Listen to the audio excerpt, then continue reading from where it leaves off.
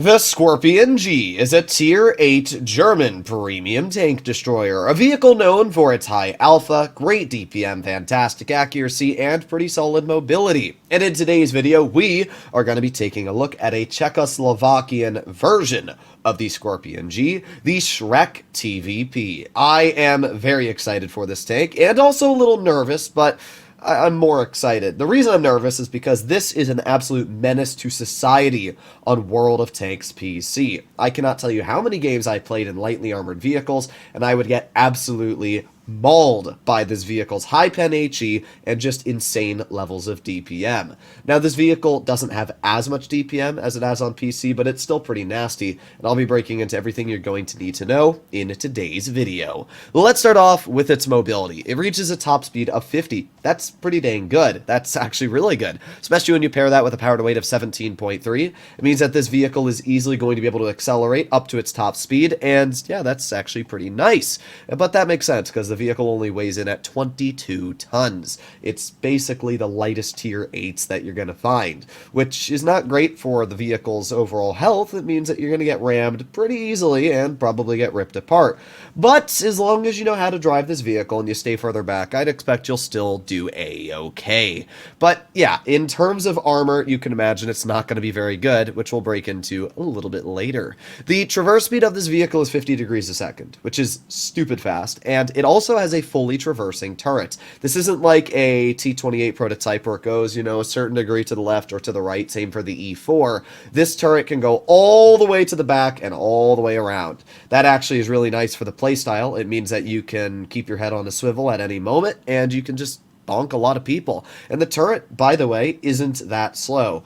A lot of turreted TDs, if you take a look at like the Hellcat or the T25-2, are known for having really bad traverse speed. But this vehicle actually has a turret traverse of 31.6 degrees a second, which is pretty good. So I can't really complain at all about the turret turn rate. And yeah, overall mobility, this tank is super, super mobile. The HP is 1272. Obviously, you will be running improved assembly and not enhanced armor because it doesn't have much armor. But yeah, 1300 HP just about, not too bad actually. You will be able to at least survive 3 400 alpha shots before you're finished off, which is not the worst thing ever. You shouldn't be getting shot at all, though, for at least, I would say, 60 to 70% of the game, due to the fact you're going to be staying really far in the back of the map. The main armor of this vehicle, 65 mils on the turret, 40 mils on the sides of the turret, and 30 on the rear. Now, the turret is a little troll on the way it's angled, and I will say the mantlet, which we can see here, is actually apparently pretty red. So if you do shoot the mantlet, you're probably not going to pen, especially with HE. But in terms of the actual armor of this vehicle, it's obviously not going to be very good. Any AP ammo is going to butter right through the turret, and that's the same for the hull. It's 75 mils thick. Now, that does mean AP shells might bounce off the upper plate if it's angled, like super steep, but for the most part, you're going to go right through. I wouldn't shoot HE at the upper plate. I don't know how the lower plate is, but I guess we'll have to find out when we actually have the armor profile of this vehicle released. Overall, though, the armor is like not the worst for what it is. A Scorpion's armor is definitely worse in my opinion, but you're still not going to be getting many bounces at all in this tank. The view range is actually pretty good at 280 meters. That'll allow you to spot some opponents, which isn't too bad.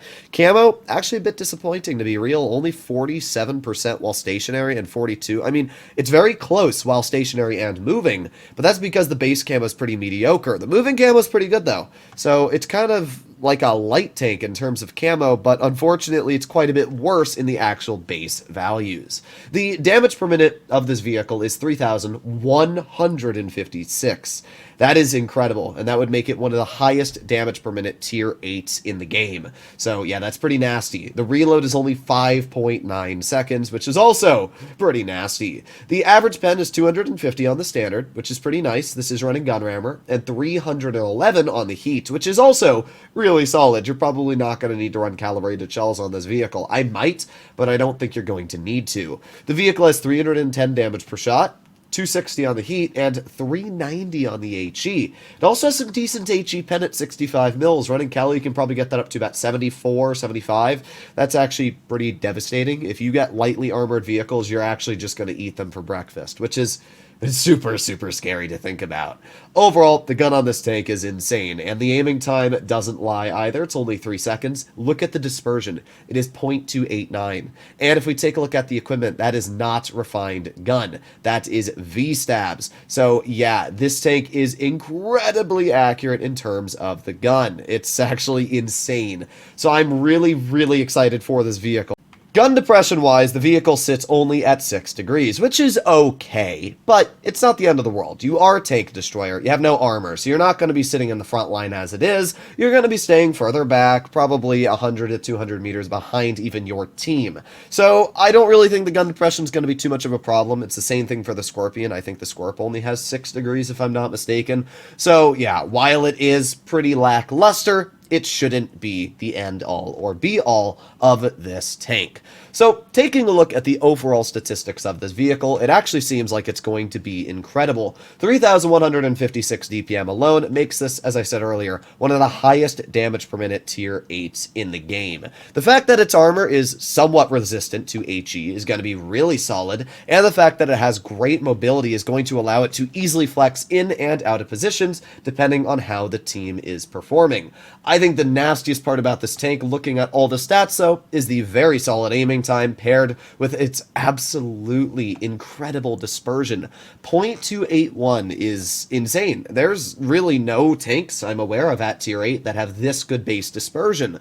I mean, yeah, that's just ridiculously good. And when you pair that with the fact that the vehicle has all these other things going for it, and even pretty good alpha, it's just a really strong looking vehicle. I can tell you personally, I'm super excited for this tank. The downside is it's wargaming, and as we know, Ouija loves putting tanks like these into crates, and it would not surprise me if this vehicle was put into very expensive crates. I don't know why, but the crates have just been going up and up and up in their price.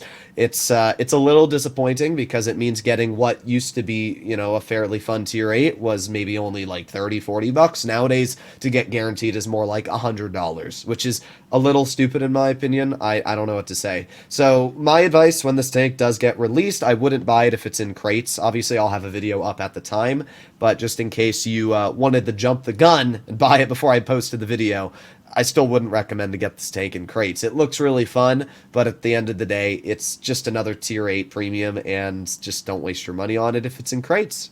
Stay tuned, because tomorrow we have a mighty tongue twister of a tank. We have the Aufklärungs Panzer Panther, and I know that sounds really stupid, but that's actually the name of the vehicle. I'll be reviewing the tank, showcasing its stats and everything like that. I'm really excited for the vehicle, and I'm surprised Wargaming's bringing it into Blitz due to the fact that it's kind of been a missing tank on World of Tanks PC for a very long time. But, as always, hopefully you enjoyed today's video. If you'd like to see more content like this, please consider smashing that subscribe button down below, and I'll see you all in the next one. Bye-bye.